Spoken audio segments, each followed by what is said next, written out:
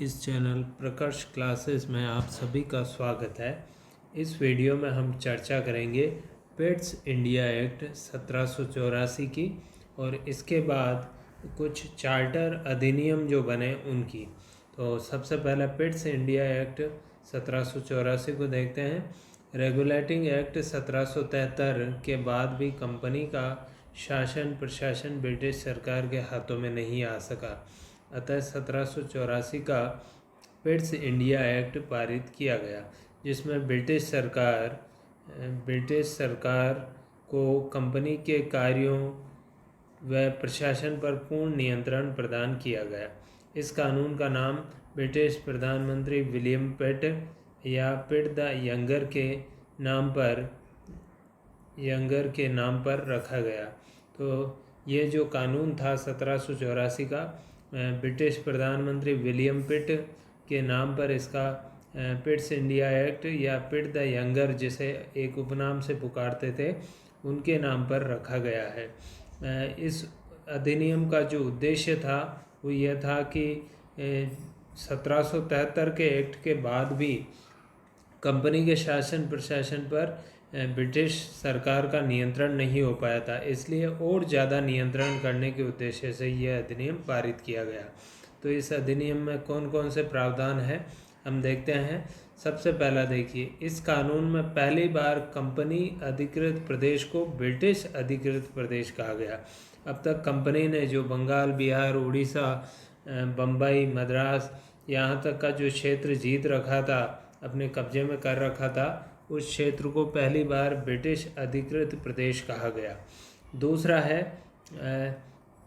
इस एक्ट में कंपनी के राजनीतिक और व्यापारिक कार्यों को अलग अलग किया गया। ये बड़ा महत्वपूर्ण प्रावधान था इस एक्ट का कि कंपनी अब तक व्यापारिक कार्य भी कर रही थी, यानी व्यापार के उद्देश्य से ही 1600 ईस्वी में बन के आई थी और व्यापार का कार्य तो कर ही रही थी, पर उसने कुछ क्षेत्र जीत लिए और हमने देखा कि बक्सर का युद्ध जीतने के बाद उसको बंगाल, बिहार और उड़ीसा की दीवानी प्राप्त हो गई। इसलिए कंपनी अब राजस्व और दीवानी संबंधी न्याय कार्य करने लग गई थी। तो 1773 का एक्ट बना के उसके कार्य को रेगुलेट किया गया, लेकिन अभी तक कंपनी के कार्यों में डिफ्रेंशिएट नहीं किया जाता था, यानी उसके व्यापार के कार्य और राजनीतिक अर्थात संधि, युद्ध, समझौते, इन कार्यों में अंतर नहीं किया जा रहा था। तो अब इन कार्यों में अंतर किया गया। तो अंतर करने के लिए क्या किया गया कि पहले से ही निर्मित एक कोर्ट ऑफ डायरेक्टर्स यानी संचालक मंडल जिसे कहा जाता है, उसको तो व्यापारिक मामलों का प्रबंध सौंप दिया गया और एक नया निकाय बनाया गया। उस निकाय का नाम था बोर्ड ऑफ कंट्रोल। ये बोर्ड ऑफ कंट्रोल ब्रिटिश सम्राट द्वारा नियुक्त सदस्यों से निर्मित था, जिसको हिंदी में नियंत्रण मंडल कहते हैं। इसका गठन करके राजनीतिक जितने मामले थे, युद्ध है, संधि है, राजस्व वसूली है, न्याय करना है, ये कार्य का नियंत्रण जो है इसको बोर्ड ऑफ कंट्रोल को यानी नियंत्रण मंडल को सौंप दिया गया। तो अब एक प्रकार से दो तरह के निकाय हो गए थे। एक था कोर्ट ऑफ डायरेक्टर्स, यानी जो व्यापारिक कार्यों की देखरेख करेगा, प्रबंध करेगा, और एक था board of control. Board of control में जो सदस्य थे वो ब्रिटिश सम्राट द्वारा नियुक्त किए जाते थे। आगे हम देखेंगे किस प्रकार नियुक्त किए जाते थे। तो जो ब्रिटिश अधिकृत जो क्षेत्र था उसकी जनता पर अब दो प्रकार का शासन चल रहा था, तो इसलिए इसको द्वैध शासन कहा गया है। तो बोर्ड ऑफ कंट्रोल में 6 कमिश्नर नियुक्त किए जाते थे। ये देखिए, जिनकी नियुक्ति ब्रिटिश सम्राट द्वारा की जाती थी। अब इसमें ये 6 व्यक्ति कौन कौन होते थे? एक तो होता था ब्रिटेन का अर्थ मंत्री, दूसरा होता था ब्रिटेन का विदेश सचिव, और 4 अन्य सदस्य प्रीवी काउंसिल। ब्रिटेन में जो प्रीवी काउंसिल थी, प्रीवी काउंसिल यानी सम्राट की सलाहकार परिषद, तो सम्राट की जो सलाहकार परिषद थी उसमें से 4 सदस्य इसमें बोर्ड ऑफ कंट्रोल में नियुक्त किए जाते थे। तो इस प्रकार से 2 निकाय अब शासन कर रहे थे। व्यापारिक कार्यों के लिए पहले से ही चली आ रही गवर्निंग बॉडी जो थी कंपनी की, वो काम कर रही थी, जबकि राजनीतिक मामलों पे बोर्ड ऑफ कंट्रोल, जिसमें 6 सदस्य थे, वो कार्य कर रहे थे। नियंत्रण बोर्ड यानी बोर्ड ऑफ कंट्रोल को कोर्ट ऑफ डायरेक्टर्स यानी संचालक मंडल द्वारा तैयार किए जाने वाले आदेशों और पत्रों को अपने सम्मुख प्रस्तुत करवाने का अधिकार था। तो ये देखिए, जहाँ संचालक मंडल कंपनी के अंशधारियों द्वारा चुने गए व्यक्तियों से निर्मित था और वो निश्चित रूप से कंपनी का ही पक्ष लेता था, वहीं पर नियंत्रण बोर्ड यानी बोर्ड ऑफ कंट्रोल सम्राट द्वारा नियुक्त अधिकारियों का समूह था, जो कि निश्चित रूप से ब्रिटिश सरकार का पक्ष लेता था। तो अब जो बोर्ड ऑफ डायरेक्टर है, ये वाला संचालक मंडल, इसके ऊपर इस कंट्रोल बोर्ड यानी नियंत्रण मंडल का आधिपत्य जमा दिया गया। यानी अब कोई भी पत्र, यदि कोई भी आदेश कंपनी का जो संचालक मंडल तैयार करके भारत भेजता, तो उसको पहले रखना पड़ता था किसके सामने? बोर्ड ऑफ कंट्रोल के सामने, कि पहले हमें दिखाओ, ये राजा द्वारा नियुक्त व्यक्ति थे, पहले हमें दिखाओ। फिर वो चाहे तो उसमें परिवर्तन भी कर सकता था, यानी आदेश पत्रों को अपने सम्मुख प्रस्तुत करवाने का अधिकार था, वहीं वो परिवर्तन भी कर सकता था। इसके अलावा नीचे से यानी भारत से जो सूचनाएं प्राप्त होती थी, उन पत्रों को भी नियंत्रण मंडल के सम्मुख रखना अनिवार्य था। तो ब्रिटेन से भारत आने वाले कागज़ और भारत से ब्रिटेन आने वाले कागज़, आदेश, परिपत्र, दोनों को नियंत्रण बोर्ड के सम्मुख रखना आवश्यक था। तो इस प्रकार हमने देखा कि कंपनी के ऊपर सख्ती बरतने का काम चालू हुआ। कंपनी के ऊपर जो है ज़्यादा नियंत्रण स्थापित करना चाहती थी ब्रिटिश सरकार, इसीलिए पिट्स इंडिया एक्ट 1784 पारित किया गया। आगे देखिए, संचालक मंडल को सम्राट की अनुमति से गवर्नर और उसकी परिषद के सदस्यों को नियुक्त करने का अधिकार था। ये पहले से ही गवर्नर जनरल और उसकी जो कार्यकारी परिषद थी, उसकी नियुक्ति के ऊपर अधिकार सम्राट और कंपनी का था, लेकिन अब कंपनी को इसकी अनुमति सम्राट से लेनी पड़ती थी। तो हर मामला कंपनी के लिए मुश्किल किया गया और सरकार का नियंत्रण या सम्राट का नियंत्रण ज़्यादा से ज़्यादा लगाया गया। छठा पॉइंट है, गवर्नर जनरल की कार्यकारी परिषद में सदस्यों की संख्या 4 से घटाकर कितनी कर दी गई? 3। उसमें भी एक सदस्य प्रधान सेनापति का होना अनिवार्य था। तो अब सदस्यों की जो संख्या थी, पहले एक गवर्नर जनरल और प्लस 4 अन्य सदस्य, अब कर दिया एक गवर्नर जनरल और 3 सदस्य। इन 3 सदस्यों में भी एक जो है भारत में जो ब्रिटिश सेना थी, उसका प्रधान सेनापति होना जरूरी था। तो इस प्रकार से 1784 के इस एक्ट में विभिन्न सुधार या परिवर्तन हुए। और अब हम देखते हैं कि 1786 में भी एक एक्ट पारित किया गया, लेकिन वो बहुत ही छोटा, संक्षिप्त था। एक्चुअली हुआ ये कि लॉर्ड कॉर्नवालिस को गवर्नर जनरल बंगाल का बनाया गया, लेकिन कॉर्नवालिस ने ये शर्त रख दी, कुछ शर्तें रखी कि इन शर्तों की पूर्ति होने पर ही मैं यह पद ग्रहण करूँगा। 2 शर्तें रखी कॉर्नवालिस ने। क्या लिखी? कि विशेष मामलों में उसे अपनी परिषद के निर्णय को नहीं मानने का अधिकार होगा।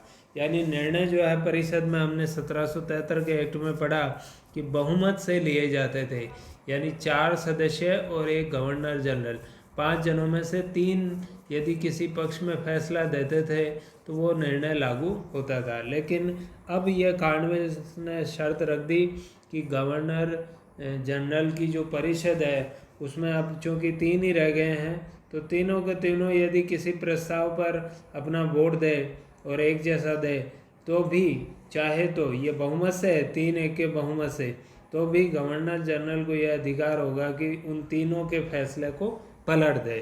तो इसलिए ये एक शर्त रखी।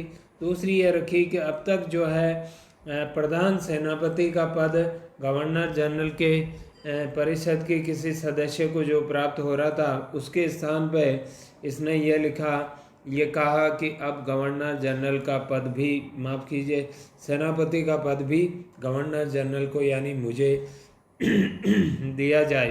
तो इसलिए ये 2 शर्तें थी। एक शर्त तो कि गवर्नर जनरल की जो कार्यकारी परिषद है उसका निर्णय मैं पलट सकता हूँ, और दूसरा मुझे सेनापति का पद प्राप्त हो।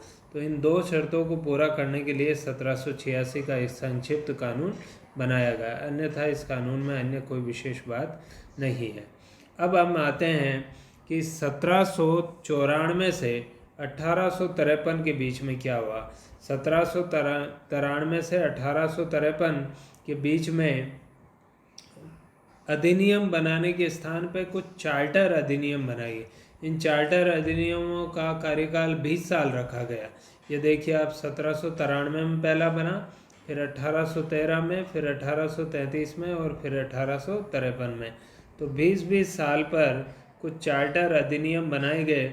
और इन चार्टर अधिनियमों में कौन कौन से प्रावधान थे, तो संक्षेप में हम जान लेते हैं इन सभी अधिनियमों को।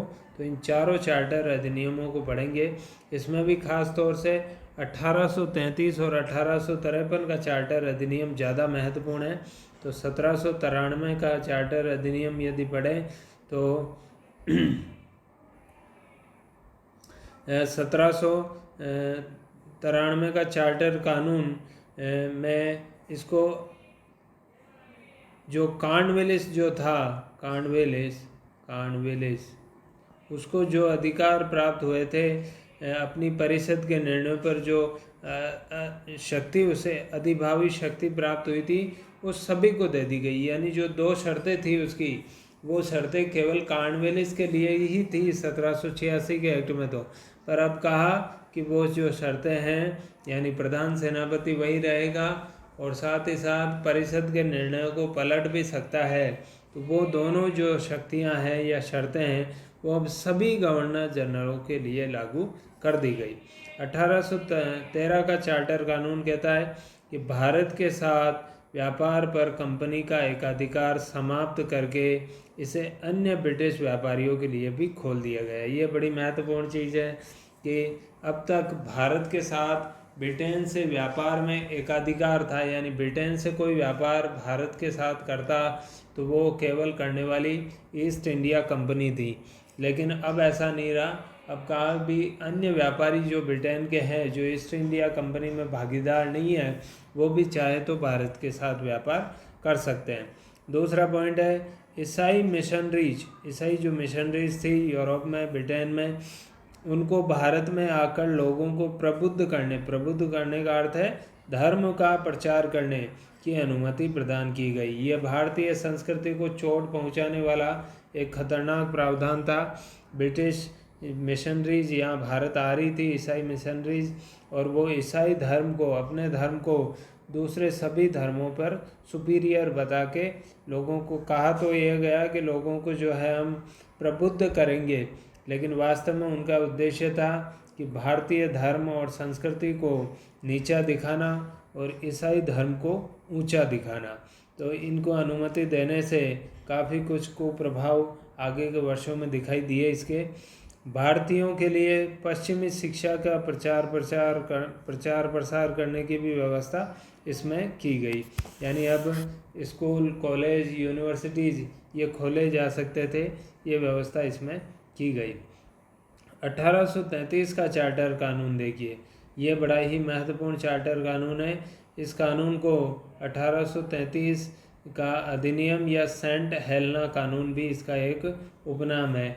इस कानून में क्या क्या बातें हैं जो देखिए, पहला है बंगाल के गवर्नर जनरल को अब भारत का गवर्नर जनरल बना दिया। जो बंगाल का पहले गवर्नर हुआ करता था, लेकिन 1773 के रेगुलेटिंग एक्ट में कहा बंगाल का गवर्नर जनरल, और वारेन हेस्टिंग्स को उस समय बनाया था। लेकिन अब कहा कि बंगाल का गवर्नर जनरल अब कहलाएगा भारत का गवर्नर जनरल, जिसमें भारतीय प्रदेशों पर शासन करने के लिए सभी सैन्य, न्यायिक और नागरिक शक्तियाँ निहित थी। यानी उसको ज़्यादा शक्तिशाली बना दिया गया और उसे ब्रिटिश अधिकृत भारतीय प्रदेश पर पूर्ण नियंत्रण प्रदान किया गया। लॉर्ड विलियम बेंटिक पहला गवर्नर जनरल बना। तो ये 1833 के चार्टर का एक महत्वपूर्ण प्रावधान है कि गवर्नर जनरल ऑफ बंगाल को चेंज करके कर दिया गवर्नर जनरल ऑफ इंडिया। और विलियम बेंटिक बना और उसे पूर्ण नियंत्रण यानी अधिक शक्तियां प्रदान की गई। उसके बाद है बम्बई और मद्रास के गवर्नरों को विधायिका शक्ति कानून निर्माण से वंचित कर दिया। ये एक महत्वपूर्ण बात हुई। अब तक जो है governor of Bombay and governor of Madras के पास उस मद्रास और बम्बई क्षेत्र के लिए कानून बनाने की शक्ति थी, लेकिन अब उनको कहा कि नहीं, कानून निर्माण का कार्य गवर्नर जनरल ही करेगा, गवर्नर अब नहीं करेंगे। तो गवर्नरों के अधिकार तो कम किए और गवर्नर जनरल के अधिकार ज़्यादा किए। उसे पूरे भारत पर नियंत्रण प्रदान कर दिया गया है। जो भारत में ब्रिटिशों द्वारा जो जीता गया प्रदेश था उस पर नियंत्रण। तो गवर्नर जनरल व उसकी परिषद को संपूर्ण भारत के लिए विधायक के अधिकार प्राप्त हो गए और इस चार्टर एक्ट में इससे पहले निर्मित कानूनों को नियामक कानून है यानी रेगुलेटरी कानून कहा, और बाद में बनने वाले कानूनों को अधिनियम या एक्ट कहा। तो इस चार्टर एक्ट के अनुसार बम्बई और मद्रास के गवर्नर्स का जो विधायक पावर था, कानून निर्माण का जो शक्तियां थी वो छीन ली गई। वो शक्तियां दे दी गवर्नर जनरल और उसकी परिषद को, उसकी कार्यकारी परिषद को। इसी प्रकार इस कानून में और कुछ हुआ कि कंपनी को एक विशुद्ध प्रशासनिक इकाई बना दिया गया और एक व्यापारिक निकाय के रूप में की जाने वाली इसकी गतिविधियों को समाप्त कर दिया गया। ये बड़ी महत्वपूर्ण है कि कंपनी को अब कहा गया कि आप अब व्यापार नहीं करेंगे, आप केवल प्रशासन करेंगे, शासन करेंगे। तो 1813 के चार्टर एक्ट में उसका व्यापार से एकाधिकार समाप्त किया, लेकिन इस कानून के माध्यम से ये कहा गया कि कंपनी जो है अब केवल प्रशासनिक कार्य करेगी, व्यापारिक कार्य बिल्कुल भी उसके समाप्त कर दिए गए। तो इस प्रकार से इस एक्ट में कुछ और प्रावधान भी है जो देखिए, गवर्नर जनरल की परिषद में सदस्यों की संख्या जो पिट्स इंडिया एक्ट में 4 से घटाकर 3 कर दी गई थी, ये हम देख चुके हैं, उनको पुनः बढ़ाकर 4 कर दिया। तो पहले 4 थी, फिर 3 कर दी गई, अब वापस 4 कर दिया गया। लेकिन चौथा सदस्य कौन होगा, इस पर एक शर्त लगाई, राइडर लगाया कि चौथा सदस्य जो है कानून का एक्सपर्ट होगा, विधि विशेषज्ञ होगा। और इस प्रकार नियुक्त पहला जो कानून विशेषज्ञ था वो था लॉर्ड मैकाले। तो ये 1833 के चार्टर में ये एक महत्वपूर्ण बात कही कि कार्यकारी परिषद जो थी उसमें सदस्यों की संख्या पुनः 4 कर दी, लेकिन ये कहा कि जो चौथा सदस्य होगा वो कानून का एक्सपर्ट होगा, और ऐसा पहला सदस्य जो था वो लॉर्ड मैकाले था।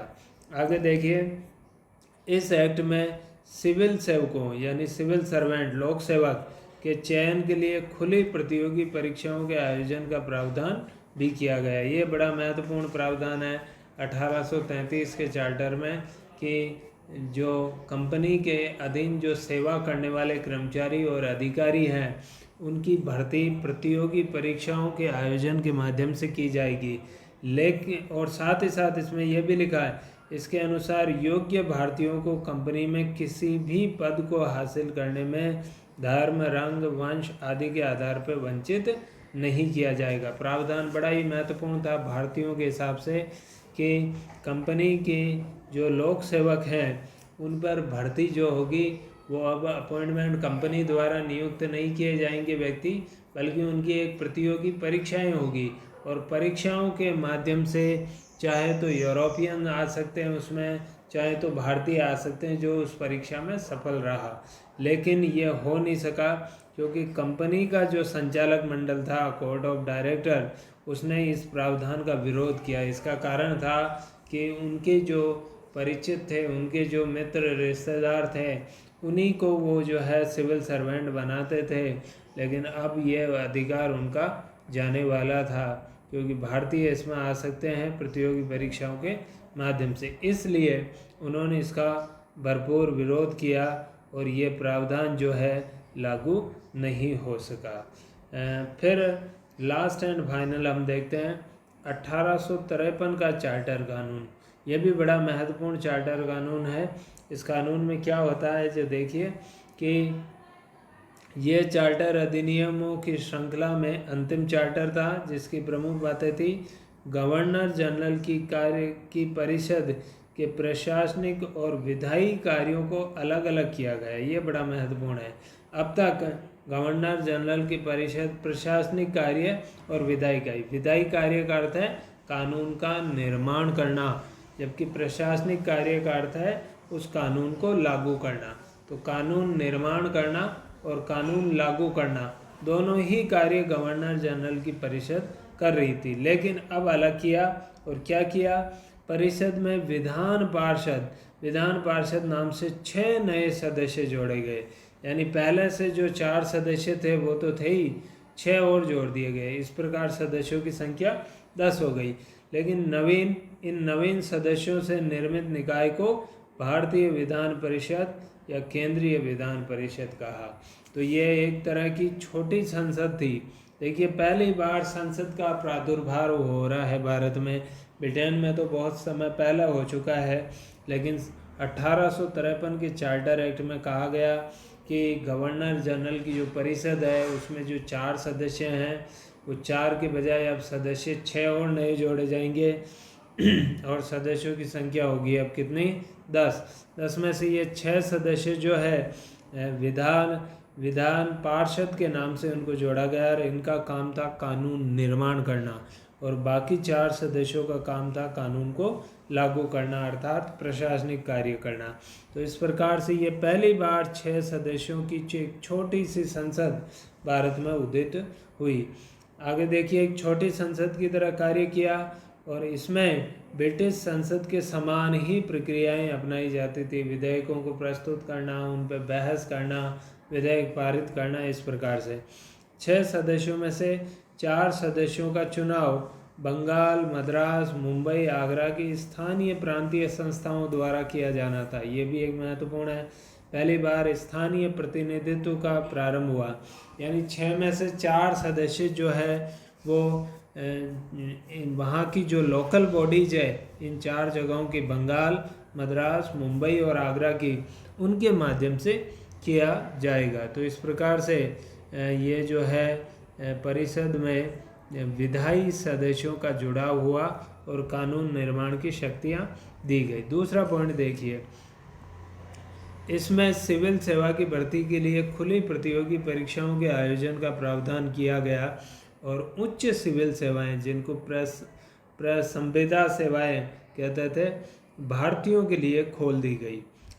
तो 1854 में भारतीय सिविल सेवाओं पर सुझाव देने के लिए मैकाले समिति का, ये बड़ा महत्वपूर्ण है, ये 1833 के एक्ट में प्रावधान किया था कि प्रतियोगी परीक्षाओं के माध्यम से सिविल सेवाओं में भर्ती की जाएगी। लेकिन 1833 में जो डायरेक्टर्स का बोर्ड था, मंडल था, उसने मना कर दिया। उसने भारी विरोध किया कि नहीं, ये प्रावधान हम नहीं होने देंगे।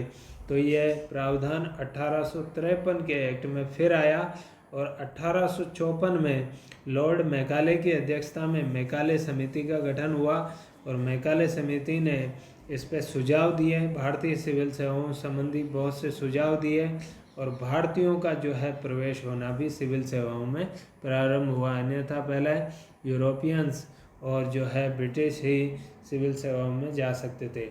उच्च सिविल सेवाओं में, नीचे की सेवाओं पर तो फिर भी नियुक्त कर दिया जा रहा था, लेकिन ऊंची सिविल सेवाओं में भारतीयों के लिए नो एंट्री का बोर्ड लगा था, लेकिन अब भारतीयों का प्रवेश इसमें शुरू हो सका।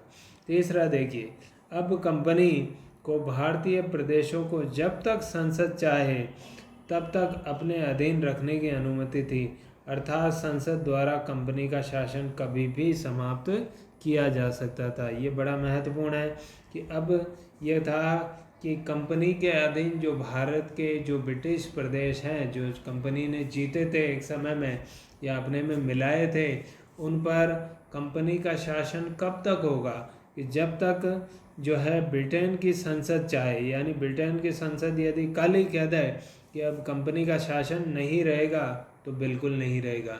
तो देखिए जहाँ कंपनी 1600 में बनी और 1764 में बक्सर के युद्ध के बाद उसने दीवानी अधिकार प्राप्त हुए, फिर उस पर धीरे धीरे शिकंजा कसना ब्रिटिश संसद और सरकार ने प्रारंभ किया। 73 के एक्ट में कसा, फिर 84 के एक्ट में फिर कसा, फिर उसका व्यापार से एक अधिकार समाप्त कर दिया, फिर बिल्कुल व्यापार करने का अधिकार ही समाप्त कर दिया। और अब 1853 आते आते तो यह कह दिया कि कंपनी का शासन तब तक ही रहेगा जब तक कि सरकार चाहती है, ब्रिटिश संसद चाहती है। जिस दिन ब्रिटिश संसद ने कह दिया कि आज से कंपनी ख़त्म, उसी दिन से उसका शासन समाप्त हो जाएगा। तो इस प्रकार से ये कुछ प्रावधान थे इस एक्ट में। तो एक बार फिर संक्षेप में हम देखें 1784 का एक्ट जो पेट्स इंडिया एक्ट है, और फिर 1786 में एक छोटा सा अधिनियम आया कॉर्नवालिस को बनाने की जो शर्तें थी उनको पूरा करने के लिए। और उसके बाद 1793 से 1813 में, 1833 में और फिर 1853 में 4 चार्टर अधिनियम आए। इस वीडियो में हम इतना ही रखेंगे। मैं उम्मीद करता हूँ कि आपको ये वीडियो अच्छा लगा होगा। यदि आपको ये वीडियो पसंद आया तो कृपया इसे लाइक, सब्सक्राइब और शेयर ज़रूर कीजिए। धन्यवाद।